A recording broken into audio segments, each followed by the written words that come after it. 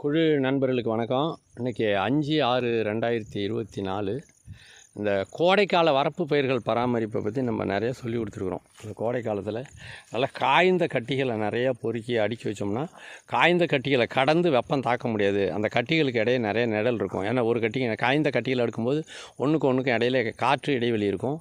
அது உள்ள நிழல் தான் இருக்கும். அப்போ வெப்பம் நேரடியாக அந்த காய்ந்த கட்டிகளை எல்லாம் கடந்து பூமியை சுட முடியாது. அதனால் செடிகள் பத்திரமா இருக்கும் அப்படின்னு நம்ம ஏற்கனவே சொல்லியிருந்தோம். அந்த மாதிரி இந்த கோடையில் கொஞ்சமாக கையால் அமைச்சிருந்தாங்க. பத்தாது கொஞ்சம் நிறைய மண் வைங்க அப்படின்னு நம்ம சொல்லியிருந்தோம். இது மடந்தையில் பரமக்குடிக்கும் பக்கத்தில் மோகனோட இடம் பார்த்திங்கன்னா தெரியும். சுற்றிரும் வெறும் சீமை கருவேலுங்க. சுற்றிரும் சீமை கருவேல். அதாவது ஒரு சீமை கருவேல் காடு, பறந்த சீமை கருவேல் காடு 4000 கிலோமீட்டருங்கிறாங்களே. இந்தமாரி பல நூறு கணக்கிலையே ஆயிரக்கணக்கானு தெரில. இந்த மாவட்டமே வெறும் சீமை கருவேல் காடு தான். அது நடுவில் சீமை கருவேலை ஒழிச்சிட்டு இவங்க பயிர் வைக்கிறாங்க. இதில் என்ன ஒன்று கேட்டிங்கன்னா, பக்கத்து கொள்ளைக்காரங்க சீமை கருவேலை அவங்க பாட்டை வச்சுட்டு அதை வெட்டி விற்றுக்கலாம்னு நினைப்பாங்க. அந்த சீமை கருவேல் கிளம்பி என்ன செய்யும், இந்த பக்கம் இவங்க கொலையில் பாதி தூரம் வரைக்கும் இங்கேயும் எனக்கு பாகம் இருக்குன்னுட்டு வந்துடும். இதுக்காக இவங்க செலவு பண்ணி ஒழிச்சிருக்காங்க பாருங்க. நெடுக்க தோட்டத்துள்ளே இருக்கிற பயிருக்கு வெளிச்சம் வேணும். அந்த சீமை கருவேல் இங்கே விதை போட்டு கிளம்பி தொலைச்சிரும். அதனால் தோட்டத்து ஓரமாக இருக்கக்கூடாதுங்கிறத இவங்க செலவில் ஒழித்து தொலைச்சிருக்காங்க. ஏதோ பக்கத்து தோட்டத்தாங்க விட்டுருக்காரு போல். நல்ல மனுஷன்னு நினைக்கிறேன். அது இருக்கட்டும். இந்த இடத்துல இந்த மண்ணை நிறையா போட்டதனுடைய விளைவு உள்ளே ஈரமாக இருக்குது பாருங்கள். உள்ளே பாருங்கள், இன்னும் ஈரம் அப்படியே இருக்குது. சரிங்களா? மழை பெஞ்ச ஈரம் இருக்குது. வெளியில் பாருங்கங்க, சுத்தமாக காஞ்சிட்டு. உள்ளே மேடு, வெளியில் உள்ளதுக்கும் உள்ளே உள்ள இடத்துக்கும் வித்தியாசம் பாருங்கள். அதை விட 2 அடி 3 அடி மேடு. இங்கே பாருங்கள், கருப்பாக தெரியுது பாருங்கள். அப்படியே ஈரம் இருக்குது பாருங்கள். இந்த இடத்துல ஈரம் இருக்குது. மேடு ஈரமாக இருக்குது. பள்ளம் காஞ்சிட்டுங்க, நல்லா காஞ்சிட்டு. எப்படிங்க இந்த பொலபொலப்பான மண் ரொம்ப காஞ்ச உடனே இது உள்ளே பேஞ்ச ஈரம் அந்த பொலபொலப்பான ஈரத்துக்கு உள்ளே போய் அந்த மண்கட்டிக்கு உள்ளே இறங்கினதுனால இந்த ஈரத்தை கட்டி உறிஞ்சி திருப்பியும் அந்த காற்றோட்டத்துக்கு இடுக்கில் ஈரத்தை நிப்பாட்டி வச்சுருக்கு. மேலே உள்ள உலர்ந்த மண்ணை தாண்டி நிறைய காற்று குமிழ், நிறைய காற்று வெற்று வெளி இருக்குது. கட்டிகள் மேலால் ஊறி அப்படியே நனைஞ்சு அப்படியே கரைஞ்சி மூடி இருக்க தவிர உள்ளே சுத்தமாக இது செட் ஆகலை. அதாவது அடைஞ்சி போகலை மண். அதனால் அதில் உள்ள ஈரம் அழியாமல் இருக்குது. ஏற்கனவே பட்டு போகிறது மாதிரி இருந்த தென்னம்பிள்ளை குருத்து வருது. இப்போ தெரியும் பாருங்கள், அந்த குருத்து நல்லா எவ்வளோ அற்புதமாக குருத்து விட்ருக்கு பாருங்கள். இதை பாருங்கள், நெடுகளும் நிறையா புல் இருக்குது. அதாவது ஈரமும் அழிய மாட்டேங்குது. இத்தனைக்கு 2 அடி 3 அடிக்கும் கீழே பள்ளம். அதை விட இது எவ்வளோ மேட்டில் இருக்குதுன்னு பாருங்கள். கிட்டத்தட்ட 2-3 அடிக்கு மேலே ஈரம் இருக்குங்க. இந்த ஈரம் அடியில் கீழே பள்ளத்தில் ஈரம் காஞ்சி போச்சு. சுத்தமாக ஈரமே இல்லை பாருங்கள். மேட்டில் கூட நீங்கள் நினச்சா ஈரத்தை நிறுத்த முடியும் பல நாளைக்கு. இன்னும் ஒரு 3-4 மாதத்துக்கு மழையே இல்லைனாலும் இந்த தலைமையில் வந்துடுங்க. சுருக்கமாக சொன்னால் இந்த புல்லை இனிமேல் சாவாது. அடுத்த மழைக்காலம் வரைக்கும் கூட தாக்கு பிடிச்சாலும் ஆச்சரியப்படுறதுக்கு இல்லை. அந்த அளவுக்கு மண் கண்டமும் இருக்குது, அதுக்கு ஈரமும் இருக்குது. இது ஒரு உதாரணம். நீங்கள் கொஞ்சோண்டு மண் எடுத்து நான் கோடையில் மண் அணைச்சிட்டேன்னு சொன்னீங்கன்னா பத்தாது. ஒரு தடவை மழை பெஞ்சால் கூட அந்த ஈரம் அழிஞ்சு போகாத அளவுக்கு, ஈரம் தேங்கி நிற்கிற அளவுக்கான மண் கண்டமும் இந்த மாதிரி பொலபொலப்பான மண்ணை கோடையில் வரப்போரம் வைக்கிற பயிர்களுக்கு வச்சிட்டிங்கன்னா தண்ணி பாய்ச்சாமலை கூட காப்பாற்றலாம். தண்ணி பாய்ச்சாமலை கூட. ஏன்னா அதுக்கு தண்ணி தேவையில்லை. முதல்ல வெயில் சுடக்கூடாது, அதுதான் அதுக்கு தேவை. இங்கே பாருங்கள், இங்கே ஒரு கன்று செத்து போகிறது மாதிரி இருந்தது. திருப்பி குறுத்த விட்டு வந்துட்டு பாருங்கள். இதை பாருங்கள், 2வதா இங்கே பாருங்கள், ஈரம் இருக்குது பாருங்கள். இந்த வரப்போகிறோம் பாருங்கள், நல்ல ஈரம் தெரியும் பாருங்கள். இந்த ஈரம் மண் தெரியும் பாருங்கள். அப்படி ஈரமாகவே இருக்குது. இன்னும் அந்த இலை புதிய இலை வருது, அடுத்த குருத்து வருது. இதுவும் காஞ்சிரும். பக்கத்தில் பாருங்கள், இது அந்த பள்ளம், மண் தோன்றின பள்ளத்தில் கொஞ்சோண்டு தண்ணி நிற்கிது. இங்கே இதுதான் உண்மையான தரமட்டம். இதுதான் உண்மையான தரமட்டம். அங்கெல்லாம் காஞ்சிச்சு. ஆனால் மேலே அதுலேருந்து 3 அடி உயரம் மேலே அதில் ஈரம் அழியவே இல்லை. இந்த ஈரம் இப்போதைக்கு அழியாது.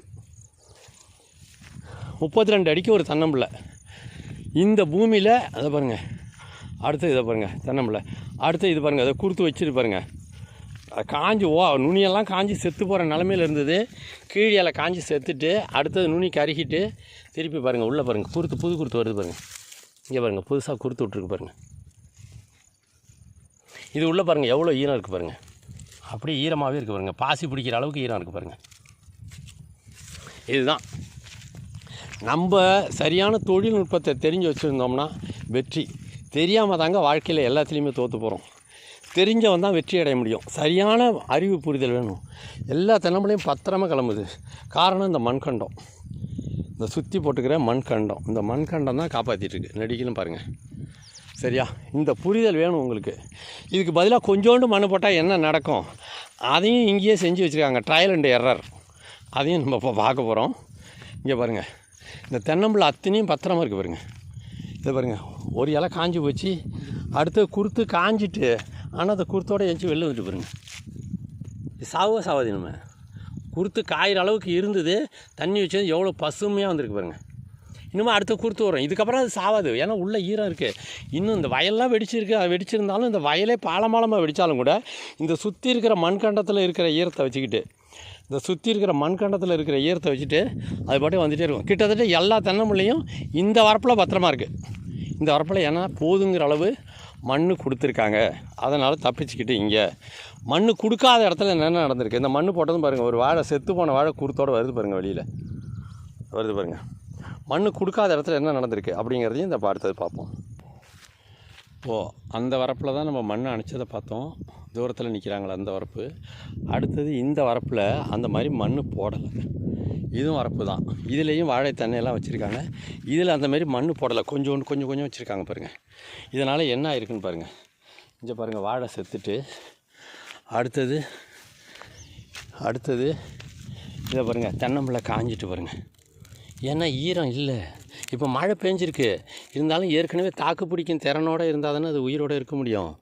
இல்லை, குருத்துது பாருங்கள், குருத்து கூட செத்துட்டு பாருங்கள்.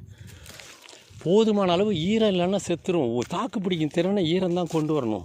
இதை பாருங்கள், வாழை செத்துட்டு. ஏன்னா மண்ணே இல்லை பாருங்கள். இதை பாருங்கள், மண்ணே இல்லை பாருங்கள். இங்கே பாருங்கள், மண்ணே இல்லை. அங்கே எவ்வளோ மண் பார்த்தோம், அந்த வரப்பு உயரத்துக்கு மண்ணை நிறைய சேர்த்துருந்தாங்க. இங்கே அது மாதிரி குவிக்கவே இல்லை. சரியா? இது பாருங்கள், அதாவது வாழை போட்டது பெருசு இல்லை. என்ன ஊர்லேருந்து வாழைக்கட்டை வாங்கினாங்களோ, எவ்வளவு சிரமப்பட்டாங்களோ, எப்போ தோண்டினாங்களோ, புதைச்சாங்களோ, அதெல்லாம் பெருசே இல்லை.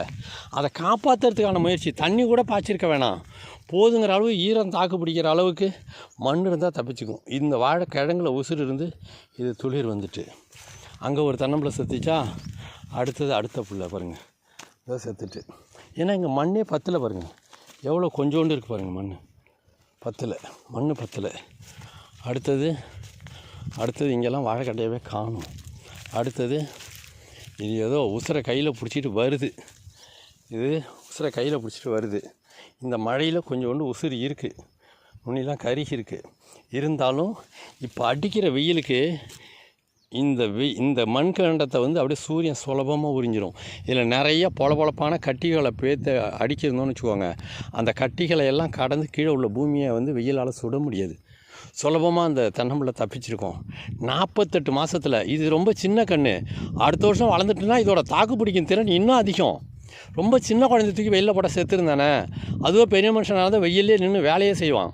வெயிலை எதிர்த்து நீரை உண்டாக்கிடுவான், மரமட்டையில் உண்டாக்கிடுவான். அப்புறம் ஒன்றால் முடிஞ்சால் பார்த்துக்கண்டுவான் வெயிலை. அந்த மாதிரி தான் அது. குழந்தையாக இருக்கும்போது நம்ம தான் அதை ஜாக்கிரதையாக காப்பாற்றணும். இந்த புரிதல் வேணும். சரியா? அடுத்தது இந்த வாழை இதை பாருங்கள், இது வேறு ஏதோ கன்று வச்சுருக்காங்க, இதுவும் செத்துட்டு.